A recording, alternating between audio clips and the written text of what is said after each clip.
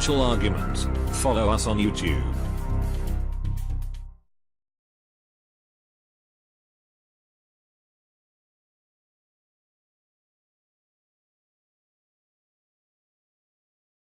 And back with us today is BIX WEIR from roadtoruta.com.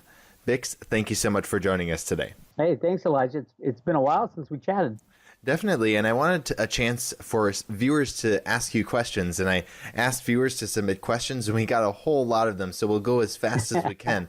Since cryptocurrencies have been just skyrocketing, and some of them have gone down now. The market over there in the crypto world has just been crazy recently. We got a lot of questions about cryptocurrencies. And this first question is about your thoughts on the powers that be, their plans for cryptocurrencies. What are your thoughts on the powers that be, their plans for a cashless society and Bitcoin? Well, there's a few things. The bigger question is, who's in charge these days?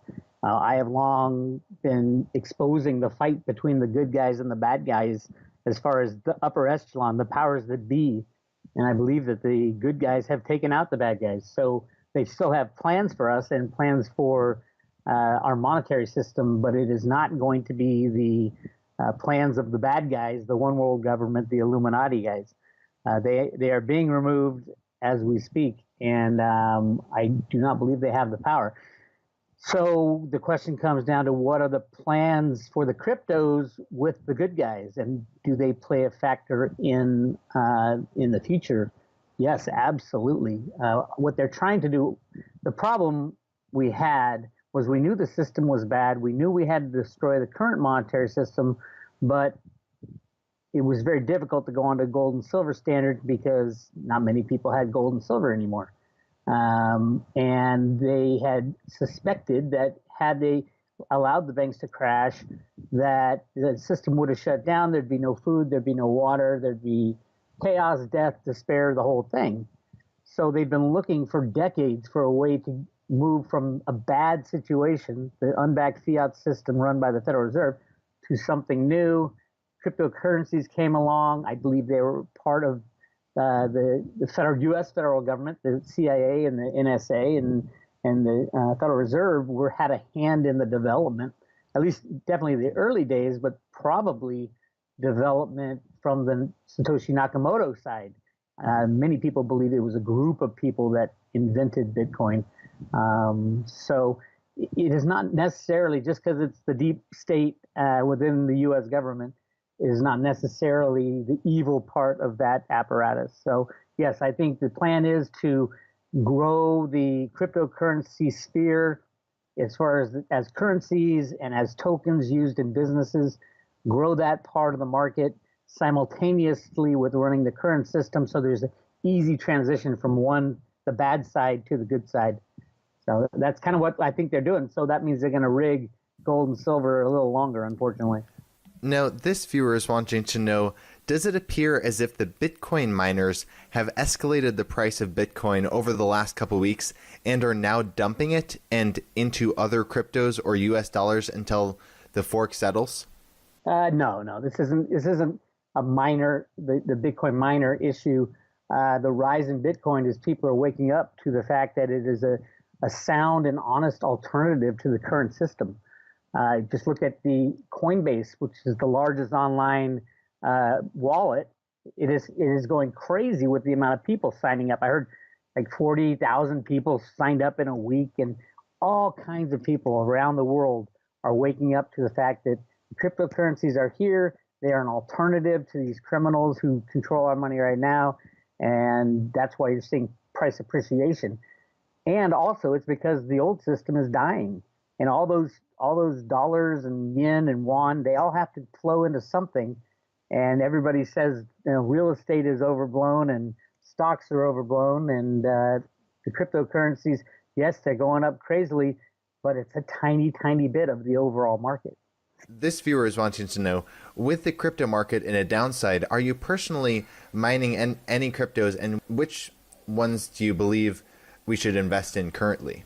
The current downturn is nothing unusual for Bitcoin. As a matter of fact, you can see it has happened many times in the past. I do believe we've bottomed already over the last couple of days, so I expect a slow rise up and then another giant spike, probably double the price of the last spike. So you're going to get up near $5,000 for Bitcoin. As far as mining, I am not a miner. I don't play in that game. No, I take that back. I had a 21 ink miner, but I think I ran it for 6 months and made about 50 cents. So it's not worth it for the little guys to mine.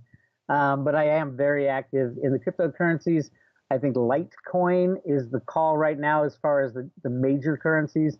Bitcoin will be fine, but it really is blocking itself out of the day-to-day transaction.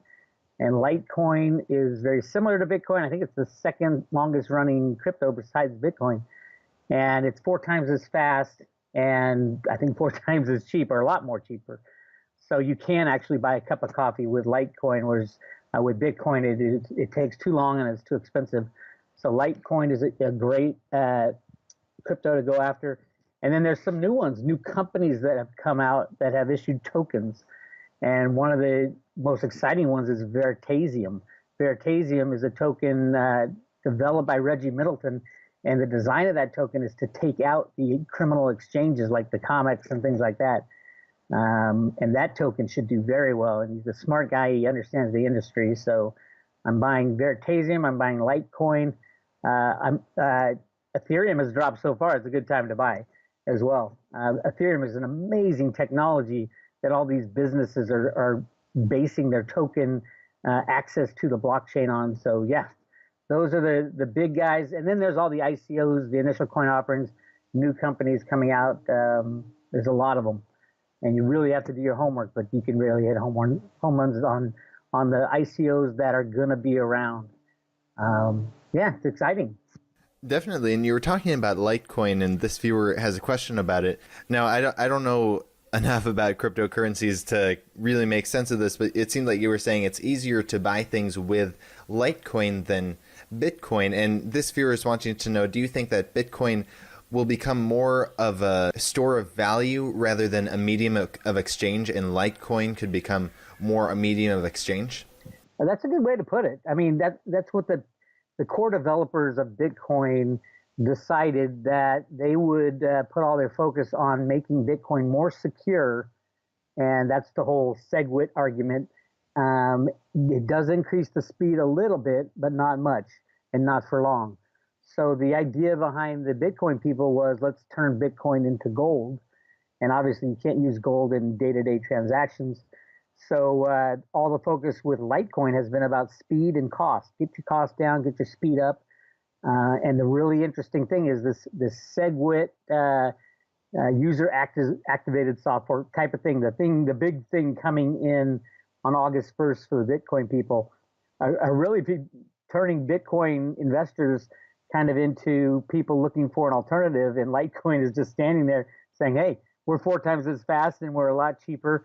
And MIT is making an announcement that day. They say it's about Litecoin. Probably they've been working on something called the Lightning Network, which would make it even faster. So yeah, Litecoin is trading at like $40 right now. It's a screaming buy. This viewer is wanting to know about silver and what your thoughts are on how much will silver be able to purchase after the debt-based financial system has collapsed. Some people have said, you'll be able to buy a house with 500 ounces of silver. Some other people have said maybe even just 5 ounces of silver would buy a house. What is your perspective on what will be the purchasing power of silver after the collapse? Well, it's very difficult to comprehend that silver has been manipulated since the 1850s. So it's the manipulation is in a price suppression. So it's very difficult to understand what a true value of silver is in relation to other things. It used to be an ounce of, what was it, a dime, a silver dime, a tenth of silver was a day's wage. It used to be that gold, an ounce of gold bought a good suit. Silver is still massively undervalued. I don't think people will be selling their silver when the system crashes. I think they'll be hoarding silver. And the people who will be buying silver will not be the everyday people, obviously, because they'll have no money. will be the corporations that are inventing the new technologies of tomorrow that require a lot of silver. And they're going to have a lot of money, and they're going to need a lot of silver. So, yeah, I think silver will be valued at least 1-to-1 with gold in purchasing power, just because it's more useful as a tool. And gold is a great store of value, but it's not useful as money. It never has been, because it's so much value is packed in one small ounce. You're not going to walk around with a thousandth of an ounce of gold and make purchases. I don't think any government's going to turn back to gold and silver as money either, though, because they don't need to anymore. They've got the cryptocurrencies, and they always hated them. So it might be used as a store of value, but when the trust in the system goes away and a new type of currency is going to be decided upon, it'll be what can we trust the most. And the blockchain technologies and the cryptos are absolutely the most trustworthy and the most visible and the easiest to use in a technological society. This viewer is wanting to know, at some point, do you expect a nation to declare a gold-backed currency, which will create a domino effect of other nations following suit, with the result of a significant devaluation or crash of the dollar? So, did you want to discuss your perspective on this? Yeah, I think the plan was, the Road to Ruta plan, the stuff that came out of the Fed Boston, was to go back onto a gold standard. That was always the plan since 1913, when the Federal Reserve was invented. The plan was to go back onto a gold standard. But the reality was that over those 100 years, they never could figure out a way to do it without causing all this chaos. With the invention of Bitcoin and the cryptocurrencies, I don't really think the plan is to go onto a traditional gold standard anymore. It is not necessary anymore. And that'll be really interesting, given, the gold bug stance on, gold is money, that's all it's ever been. That's true, but it's never had competition, really. Gold, every gold bug will tell you, or gold monetary thinker will tell you that, gold's not the best thing in the world. It's not a perfect money, but it's the best we've got. Well, that was true before 2009, and now we have something better. And that's the cryptocurrencies, maybe not Bitcoin, maybe the other cryptocurrencies, maybe these tokens that are being, these kind of like currencies and kind of like stocks and kind of like warrants that are being issued by these companies, that you will need to use these to participate in their realm. And, people say, oh, it devalues every time there's a new crypto, it devalues the rest of them. No, I don't think so at all. I think cryptocurrencies that have a use will gain value over time, absolutely, for people who want to use them. Bitcoin, obviously, and Litecoin will be used as money, and there'll be massive need for that when the monetary system crashes. But as far as gold, I think for a while it'll have a store of value type of value, I think, as the old system dies. But as far as the use of money, I don't even think governments will value it as much as the cryptocurrencies. Okay, so if you don't mind me just giving you a bit of a hard time here, so bring it on. I remember when I was first interviewing you, and you were talking about how this whole financial system is based on just confidence, and that all this debt and paper currency is just blips on a computer screen. It doesn't have any real value, and that gold and silver were what have real value because they have intrinsic value, and that all these blips on a computer screen will go away. Now it seems like you're changing your view, and you're saying that cryptocurrencies, which to me it seems like are just blips on a computer screen, you're saying that that's now better than gold? Well, I never said it has intrinsic value that I know of. Intrinsic value means, there's value in it no matter what happens, and that's not true for anything. Intrinsic value is a perception of value. So if you're on a desert island and you have an ounce of gold, there's no intrinsic value with that gold. You'd rather have a glass of water. But yeah, before the invention of Bitcoin and the blockchain technology, gold was the most trustworthy thing in the world. Silver was trustworthy. You can hold it in your hand. You can define it. The invention of Bitcoin and the cryptocurrencies invented almost identical to gold, except in a virtual world, except it's also easier to use and it's more trustworthy than gold. Like right now, every government in the world says, oh, I have X amount of gold. The U.S. government says they have 8,000 tons of gold. Well, we pretty much know that's not true. They won't let you go into Fort Knox, and you don't know. The funny thing is, people who buy bars of gold, they never drill the bar. They don't know what's in there, and there's a lot of rumors that a lot of this gold is was it molybdenum that has been gold plated.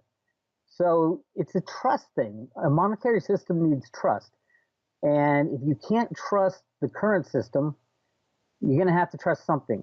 Now, gold and silver before 2000, probably 11 and 12, those were the most trustworthy things to use as money. But now that Bitcoin has been proven to be a trust machine, with everybody involved in the community has the ability, and not only the ability to see every transaction, but the ability to approve transactions such that it has to be verified for it to be included in the blockchain. That is a trust machine. You have something you can trust a whole lot more than gold now, and it's easier to use. Everybody's got a cell phone. So yeah, prior, I did say, absolutely. I said, all these electronic blips, and all the electronic blips they were promises. They were debt.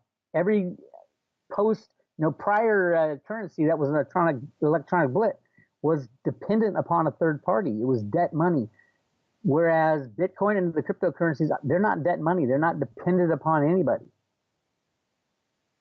So yeah, yes, as the world changed in 2010, 11, 12, as the good guys, as I call them, said, hey, there might be a way to get out of the death and destruction of a monetary collapse and move on to a high-tech type world that is run around the blockchain technology, which is a truth machine. Yes, absolutely. I did change my stance. I'm still saying silver is very, very valuable, and it's going to be used in a lot of these new technologies. But as far as a form of money, first of all, gold and silver will never become another form of money because nobody has any. The only reason that it was used as money when all other currencies collapsed in the past was that everybody had a little bit of gold and silver because they never trusted the system that came up. Well, this has been run for so long, now nobody has any gold and silver. So if the monetary system collapses, you can use gold and silver as money. Nobody has any. Very interesting. And I guess, so in your view, basically the difference between the electronic blips that you've talked about in the past, the debt-based ones, is that they are based upon debt versus the cryptocurrencies now, they're actually something because they aren't based on debt. I guess, can you reiterate that for us? Well, yeah, they're not debt-based assets, so they're real assets. They are what they are. They are a position on a blockchain that can be verified by anybody in the world at all times. So deceit and lies and cheating and all that is gone. It's been taken out of the mix of money, which is an amazing thing. Because, if you look at the Roman Empire, how'd they go down? It was from clipping coins, cheating and lying. The thing about Bitcoin and the blockchain technologies, you can't cheat and lie because everybody approves and sees everything. So it's really an amazing, amazing invention. And we will be using it as money for 10, 20, 30, 40 years, as long as we need money. We will be using cryptocurrencies. We be using gold and silver? I don't know. I think silver has better uses than other places. Gold, yeah, but I mean, the more people that use cryptocurrencies and the fewer people that hoard gold thinking that's the only other answer, gold might just go by the wayside, and those few people that hold gold can hold their gold all they want, but nobody will have demand for it because they might not have a need for it. It is an absolute change of philosophical stance. But remember, there was no such thing as the blockchain technology and the cryptocurrencies prior to 2009. And as it grew up, got tested, crashed, and rebuilt itself and crashed, and it's anti-fragile, meaning every time it breaks, it fixes that problem and becomes stronger and stronger and stronger. And that's why banks around the world, citizens around the world, people around the world, governments around the world are all developing tools so that they can implement Bitcoin-type applications for money, for tokens. It is amazing. It reminds me a little, on a smaller scale, actually a larger scale potentially. But in 1990, I was working in Silicon Valley, and something called the World Wide Web came out. And everybody's like, what is this? That's ridiculous. No one's going to send letters via a computer. What the hell are you thinking, Bix? So I didn't even get involved in it, but I could have. I could have been at the early days of companies like Amazon and Google and Cisco and all these gigantic industries that got built from the one idea of the World Wide Web. Now we have this one idea of the blockchain that can replace money. It can act as a means of exchange for any industry in the world. And it is very exciting. And the people who are in it, some of the smartest and biggest players in the world are getting involved because they see it took a while, but they see what the potential is there and they trust it because it's an honesty machine. Anybody can look at the blockchain and pick out any transaction. And maybe if you wanted to explain for the viewers, like, because I know you've talked before how you believe that markets are 100% manipulated. So how are cryptocurrencies not going to be manipulated as well? Well, they are. The blockchain can't be manipulated unless 51% of the people choose to manipulate it. So the blockchain can't be manipulated, but everything around it pretty much can. So these companies, the online wallets, the exchanges, all that, yeah, manipulation is going on now and it is running rampant. But can the blockchain be manipulated and changed? No, it can't be changed because every computer has the same. All it is a register of every transaction that's ever been made. It's a ledger, and you can't change it because every computer has the same ledger and adds the same block, or it gets thrown out. So yeah, it's much harder to manipulate, but on the exchanges, of course, yeah, manipulation still goes on. But it would be something like the derivative market, which dwarfs the silver market now. Without the derivative market, silver couldn't be manipulated. That's closer to what Bitcoin is and the cryptocurrencies are right now. Yes, they could go into an exchange and slam it, the price of physical silver down, but how long could they hold it down with all the buyers? With derivatives, that's what's getting priced right now in our at the LBMA and the COMEX. And although the cryptocurrencies do have derivative markets that are developing, they're not there yet, and there'll be a lot of fighting as to. It'll be interesting to see how long a derivative market in the cryptos lasts, because it'll be much easier to take down that market if it's criminal. And a lot of the people within the Bitcoin space and the cryptocurrencies won't stand for any kind of criminality. I mean, it's hard enough battle doing what we're doing. I think the government is going to lay down some serious laws against cyber laws, against hacking, against messing with the Bitcoin blockchain, even attempts at messing, because they know how important it is. Literally, if it wasn't for blockchain, they'd have to crash the system and implement a gold and silver standard, and that probably would have killed millions of people within the United States. Because of the shutdown of the system, there'd be no food, there'd be no water, there'd be no nothing. And that's what basically in 2008, that's exactly what stopped Congress from not granting that bailout. And they ended up giving the banks a bailout because the entire system would have shut down. No, you're saying if the blockchain technology wasn't created, they would have had to shut down the system. I know you've told our viewers, your road to root of theory in the past, but it seems like it's changed a little bit. It's absolutely changed. Yeah, definitely. Did you want to reiterate for our viewers where you see us then going from here, what the good guys and bad guys are trying to do? Well, it's changed in that the plan is still to take down the bad guys. That was the original plan, to blow up the derivative bubble as large as possible, to destroy all the banks. And once you destroy the banks, every single monetary instrument in the world will go, because it's a fractional reserve debt system. Now, the thing that has changed with the introduction of the cryptos, they're still going to blow up the current system we live in now, but they're going to have something running right alongside it that they can easily transition to. And people will probably make the transition before the government forces people to make the transition, because they see it's a more honest system, it's easier to use.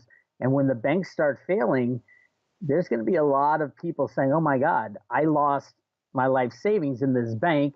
And then there's this crypto economy going on right next door that I've heard about and all these people are participating in. Why don't I go get some Bitcoin? Well, you'll have no cash left in your old system bank, but the new system is going to be built up. I think the U.S. government owns Satoshi Nakamoto's 1 million Bitcoin wallet, and they will disperse that throughout the country to the citizens of the United States. I think that's part of their plan. So yeah, things have changed, just like technology has changed, just like the world is about to change a lot more. And with all these new technologies that have been suppressed by the bad guys, as I call them, we've been able to make energy from water, pull the hydrogen out of water since the 1800s, and we're still driving around in these gas guzzling cars. Every time someone invents a new form of energy that doesn't, that hurts the oil companies and things like that, it's called a national security problem. It is hidden away, or the inventor is killed. I mean, that technology should be in use today. Free energy for everybody. We should have had it 100 years ago, but it's been hidden. So the world is going to change rapidly now that the good guys are gaining full power and these bad guys are being put out to pasture. I think you're going to see a lot of changes. Now, how do people prepare going forward? I say get physical silver, get Bitcoin, get Litecoin, get a couple of the cryptocurrencies. There's no problem. They go hand in hand. All the guys fighting for silver should be fighting for the cryptos too, because both of them will take down the criminals that control our system. And the cryptos are just as truthful and honest as silver and gold, probably more so, because the entire world can see what every transaction is and has to approve it. I know one of the things that makes gold and silver safe havens is that, in all history, they haven't really ever fallen to zero, but, stocks can fall to zero, bonds can fall to zero, currencies can fall to zero, but can't cryptocurrencies fall to zero? I mean, how are we to be assured that Bitcoin or Litecoin or any of these are going to be the ones that survive? Can't any of the cryptocurrencies fall to zero? Yeah, most of them will fall to zero. I mean, there's a lot of crap coins out there, and it's got to do with usefulness and utility of money. Some have utility as money, Bitcoin and Litecoin and a couple of those, and everyone has its own unique, kind of feel to it. Monero's more safe than, this other type of coin, and that's great. I mean, truthfully, and if a currency doesn't have any value, it should drop to zero. Yes, in the past, gold and silver has always been useful as money because there was no better alternative. That is the key statement. There was no better alternative prior to 2011, 2012. There was no better alternative to gold and silver as money so yes, of course, gold and silver was always the fallback currency. The world has changed. Now somebody invented something that is honest. It is limited in supply, unlike gold and silver. Gold and silver absolutely have unlimited supply. It's just, what's the cost to get it? You can go to the bottom of the ocean. You can fly to the moon and get some gold and silver. You can create silver. You can create gold out of thin air. They can with the new alchemy, they can create molecules of gold. Yes, it costs millions of dollars to do it, but you can do that. And as technology increases, they'll be able to create as much gold as they need. It'll take a while. Yes, it might take 100 years, but gold is not limited in supply. Whereas Bitcoin is limited to 21 million coins. Flat stop. That's it. If it splits off in a fork, you'll have Bitcoin and Bitcoin Classic, and Bitcoin won't be Bitcoin Classic. That would be two different things. But Bitcoin would still have 21 million coins ever that could be invented. That's the amazing thing. In the 1850s, with all the gold finds in California, the value of gold was going down because there was so much of it. It was devaluing the currency. And when they found gold in the Grand Canyon, according to one of my theories, in the early 1900s, right before they created the Federal Reserve Bank, they said, oh my God, this is millions of tons of gold. What are we going to do? Because it would destroy the economic system. Hey, let's invent this thing called the Federal Reserve and they'll take charge of it. And that's exactly what happened.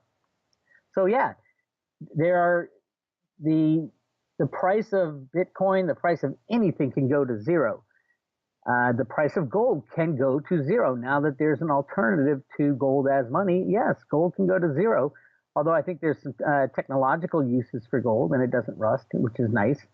But yeah, things change. Life changes, and you got to keep up with the good thing about everybody who's listening to this. You haven't missed the boat on these cryptocurrencies and Bitcoin. You miss when getting in at $10, but Bitcoin will be well above $1 million, $2 million, $10 million per Bitcoin in the future. So you haven't missed anything. It's just you gotta get involved and you gotta do your homework. And it does take a lot of homework, because I was the same way. I was like, no way, this has got nothing to do with this electronic blip. There's no way we can rely on this stuff. Of course, I didn't do my homework. And then when you do your homework, it's like a light goes off. You go, oh my God, what an amazing invention. And it is actually better than gold and silver.